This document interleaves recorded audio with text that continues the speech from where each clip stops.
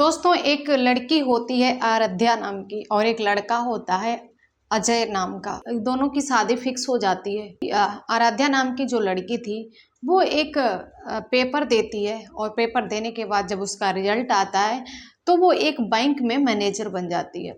दोस्तों, अब इधर आराध्या की शादी उसी अजय से हो रही थी तो अजय बहुत ज़्यादा खुश था और वो शादी की खुशी के कारण वो अपने घर में सब कुछ कर लेता है। वो बैंक से लोन ले लेता है, रिश्तेदारों से कर्जा ले लेकर वो सारी घर में सुख सुविधाएं सारी कर देता है। उसके साथ कुछ ऐसा होता है जो 4 साल के बाद जब उसके पास बैंक का नोटिस जाता है तो बताया जाता है कि अगर तुम कर्जा नहीं भरोगे तो तुम्हारा घर नीलाम कर दिया जाएगा। इतना सुनने के बाद वो बहुत ज़्यादा परेशान हो जाता है और दौड़ता हुआ बैंक पहुंचता है। इसके बाद जब वो पियून से मिलता है तो पियून से जब बातचीत करता है तो वो कहता है कि आप मैनेजर से बात करो। दोस्तों, मैनेजर का केबिन खोलता है और देखता है, वैसे ही उसके पैरों तले जमीन खिसक जाती है। दोस्तों, इसके बाद जो मैनेजर होती है वो भी जब उसे देखती है तो वो भी बहुत ज़्यादा आश्चर्यचकित रह जाती है कि आखिर ऐसा कैसे हो सकता है। वीडियो को लास्ट तक देखना है, आखिर इस कहानी में ऐसा क्या है, बताएंगे आपको सब कुछ इस वीडियो के बारे में, आखिर उसके साथ क्या हुआ था। लेकिन हमेशा की तरह एक ही रिक्वेस्ट है कि जो भी अभी हमारे चैनल पर नया है तो प्लीज़ चैनल को सब्सक्राइब कर दीजिए, बेल आइकन को प्रेस करके एक वीडियो को लाइक ज़रूर कर दीजिए। दोस्तों, आपका एक लाइक एक सब्सक्राइब भी हमें बहुत ज़्यादा मोटिवेट करता है, जिसकी वजह से हम आपके लिए रोज़ एक ऐसी स्टोरी लेकर आते हैं जो आपको जागरूक करती है। जी हाँ दोस्तों, अब समय को ज़ाया ना करते हुए बढ़ते हैं वीडियो में आगे और बताते हैं विस्तार से। दोस्तों, ये कहानी है उत्तराखंड के देहरादून की। एक छोटा सा गांव है तो उस गांव में एक आराध्या नाम की लड़की रहती थी। उसका छोटा सा परिवार था, मम्मी पापा थे और एक इकलौती बेटी थी आराध्या। उसी के थोड़े दूर लगभग 8 किलोमीटर पे दूसरा गांव था जिस गांव में आराध्या का रिश्ता हुआ था। वो लड़का भी एक सरकारी टीचर होता है और उसे लगभग महीने में 30-35 हज़ार सैलरी मिल रही थी। अब आराध्या के पिताजी उसी के उस अजय नाम के लड़के के साथ उसका रिश्ता पक्का कर देते हैं और 4 दिन बाद शादी होनी थी। लेकिन दोस्तों, जब अजय उस आराध्या से बात करता है तो कहता है, तुम क्या कर रही हो? तभी आराध्या बोली कि हमने अभी एक एग्ज़ाम दिया है, बैंक का एग्ज़ाम दिया है, रिजल्ट आने के बाद देखती हूँ क्या होता है। दोस्तों, कुछ समय के बाद शादी के 4 दिन पहले ही रिजल्ट आ जाता है जिसमें पता चलता है कि आराध्या ने वो एग्ज़ाम पास कर लिया है। दोस्तों, इसके बाद अजय आराध्या को फ़ोन करता है और काफ़ी देर तक फ़ोन करता रहता है, लेकिन उसका फ़ोन रिसीव नहीं होता है। जब आराध्या का फ़ोन रिसीव नहीं होता है तो वो परेशान हो जाता है और सोचता है कि शायद उसका रिजल्ट आया है, उसने एग्ज़ाम पास किया है, इतनी बड़ी कामयाबी मिली है तो शायद लोग उसे बधाई देने के लिए आ रहे होंगे, उससे मिलने के लिए आ रहे होंगे और शादी का माहौल है, घर में भी रिश्तेदार होंगे। दोस्तों, ये सब अजय सोच लेता है और वो अपने काम पर लग जाता है। अजय सुबह उठता है, इसके बाद स्कूल जाता है, बच्चों को पढ़ाता है। बच्चों को पढ़ाने के बाद अपना घर का काम काज करता है, मतलब कि अपनी पूरी दिनचर्या ख़त्म होने के बाद वो शाम को फिर दोबारा फ़ोन करता है। जब शाम को दोबारा फ़ोन करता है तो आराध्या फ़ोन उठाती है और सीधा अपने पिताजी को दे देती है और कहती है कि लो पापा से बात करो। दोस्तों, इसके बाद जो आराध्या के पिताजी होते हैं वो कहते हैं, बोलो बेटा। तो अ, आराध्या के पिता बोलते हैं कि बेटा आपको तो पता ही होगा कि आराध्या का रिजल्ट आ चुका है और उसने बैंक का एग्ज़ाम पास कर लिया। अजय कहता है, हाँ अंकल जी, मुझे ये बात पता है, लेकिन बहुत ज़्यादा खुशी हो रही है कि आराध्या का रिजल्ट आ चुका है और उसने एग्ज़ाम को पास कर लिया है। तो आराध्या के पिताजी कहते हैं अब इस शादी शायद नहीं हो पाएगी क्योंकि शादी के 4 दिन बाकी रह गए हैं और अभी उसे ट्रेनिंग पे भी जाना है, इसके बाद उसे अपनी ड्यूटी ज्वाइन करनी है, तो अभी ये शादी होना पॉसिबल नहीं है। दोस्तों, बात को बता दें कि जो आराध्या के रिश्तेदार थे वो उसके पिता को इतना भड़का देते हैं, कहते हैं कि तुम अब बैंक मैनेजर बनोगी, तुम एक टीचर से शादी करोगी। इसके बाद उसके पिता को बहुत ज़्यादा बहला फुसला देते हैं और उनके पिताजी उस बात पे अड़ जाते हैं। दोस्तों, इसके बाद अब आराध्या बहुत ज़्यादा मजबूर हो जाती है। आराध्या सोचती है कि मेरा इसमें ना ही बोलूं क्योंकि ये घर का परिवार का मैटर है। आराध्या उस टाइम अपने प्यार की कुर्बानी दे देती है और अपने घर वालों से कुछ नहीं बोलती है। दोस्तों इसके बाद जो अजय होता है कहता है अंकल अब तो बहुत ज़्यादा खर्चा भी हो चुका है और हमने कार्ड भी बंटवा दिए हैं, सब कुछ बुक भी कर दिया है, अगर अब शादी नहीं होगी तो बहुत ज़्यादा बदनामी हो जाएगी। दोस्तों अब आराध्या के पिताजी कहते हैं आप मेरी बात समझने की कोशिश करो, 4 दिन में इतने जल्दी सब कुछ नहीं हो सकता है, उसकी ट्रेनिंग पे भी और नौकरी के बारे में बहुत काम होते हैं जो मुझे पूरे करने हैं। दोस्तों इसके बाद आराध्या के पिताजी कहते हैं अभी 2 साल तक शादी नहीं करेंगे। तभी अजय कहता है कोई बात नहीं, आपकी मर्जी है, हम 2 साल तक इंतजार कर लेंगे। इतना सुनने के बाद आराध्या के जो पिताजी होते हैं वो कहते हैं मेरी मानो तो तुम शादी कर लो, क्योंकि 2 साल का टाइम बहुत होता है और उस साल में क्या होगा हम नहीं कह सकते और हम इस बात की भी मंजूरी नहीं दे सकते हैं पूरी तरीके से कि हम आपकी शादी आराध्या से करवा ही देंगे। दोस्तों अब अजय ये बात समझ जाता है और अजय अपनी बात रखने के अलावा और कुछ नहीं कर सकता था। इसके बाद अजय अपनी सारी बात अपने माता पिता को बताता है तो माता पिता भी बहुत ज़्यादा परेशान हो जाते हैं और कहते हैं कि अगर यही रिश्ता अगर हमने तोड़ा होता तो वो हमसे जुर्माना लेते लेते और साथ में पुलिस केस भी करते। अब तुम एक काम करो, उन्होंने रिश्ता तोड़ा है, अब तुम पुलिस केस करो।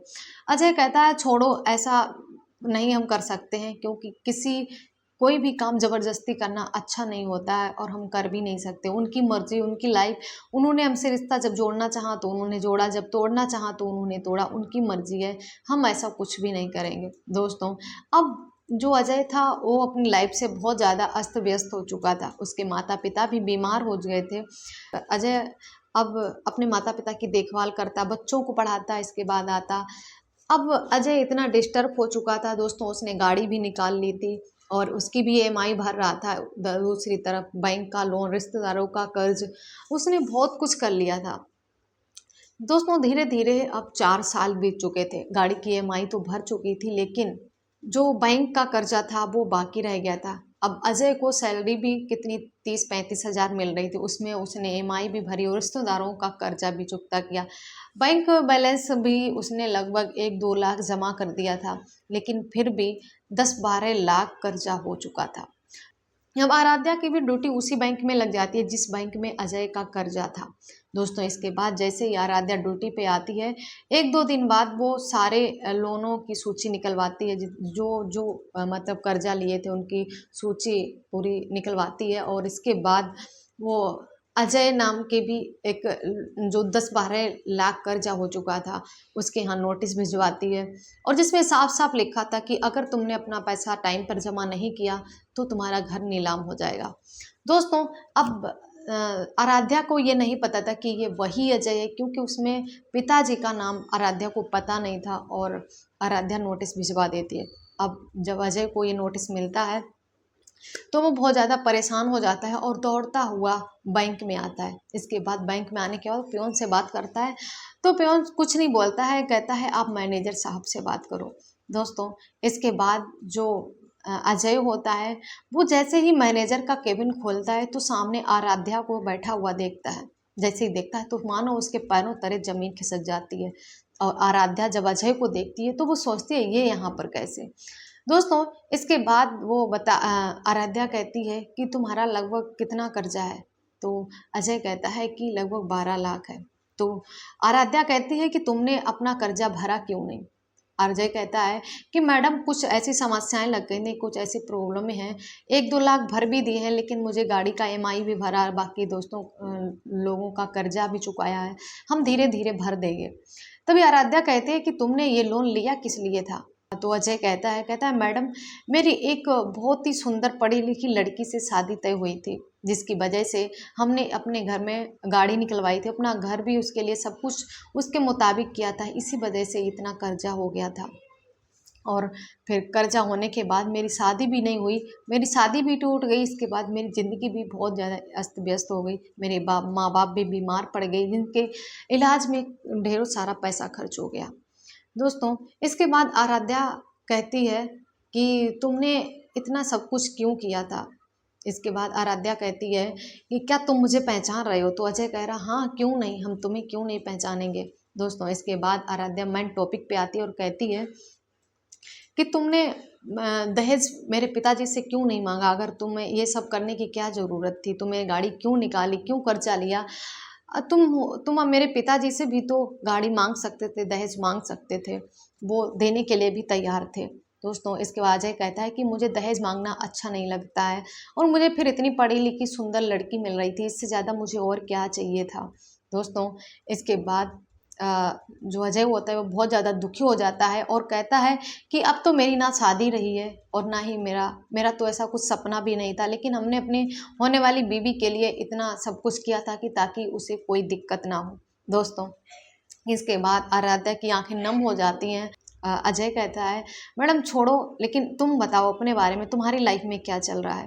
तुमने तो शादी के लिए मना कर दिया था। तभी आराध्या कहती है कि हमने शादी के लिए मना नहीं किया था, बल्कि मेरे रिश्तेदारों ने मेरे पापा को इतना भड़का दिया था कि तुम एक बैंक मैनेजर हो और तुम एक प्राइमरी स्कूल के टीचर के साथ शादी करोगी। इसी वजह से मेरे पिताजी ने रिश्ता तोड़ दिया था, क्योंकि रिश्तेदारों ने उन्हें इतना मजबूर कर दिया था कि उन्हें रिश्ता तोड़ना पड़ा। मेरी कोई भी गलती नहीं है। लेकिन अजय कहता है कि तुमने भी तो बात नहीं की थी।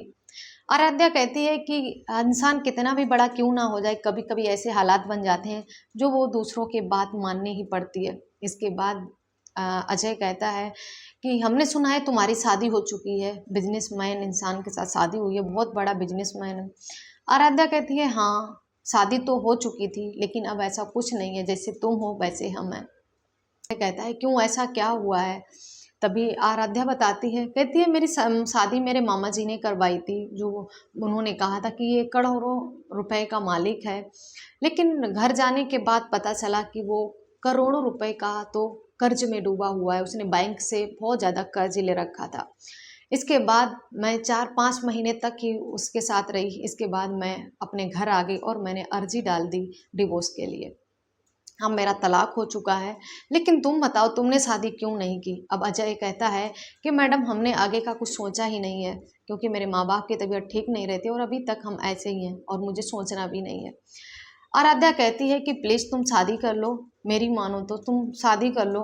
रही बात लोन की, कर्जे की, तो अभी तक मैं 3 साल तक इसी बैंक में हूँ, तब तक तुम्हें कोई परेशान नहीं करेगा।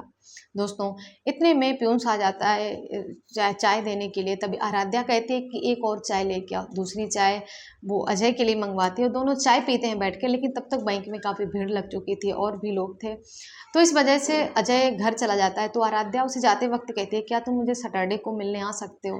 तभी अजय कहता है हाँ तुम बुलाओ और हम ना आए तो ऐसा कभी हो नहीं सकता है, हम सैटरडे को मिलेंगे ज़रूर। तभी आराध्या कहती है कि तुम बैंक में ही आ जाना। दोस्तों इसके बाद अजय चला जाता है। सैटरडे का दिन था, आराध्या आई हुई थी, बाकी कोई भी वर्कर नहीं आए हुए थे। तभी अजय आता है और दोनों बैठकर बातें करते हैं। अब तो जैसे तुम हो वैसे ही मैं हूँ। तो आराध्या अजय का हाथ पकड़ती है और कहती है काश हमने तुमसे उस वक्त शादी कर ली होती, तो शायद आज मुझे ये दिन नहीं देखने पड़ते।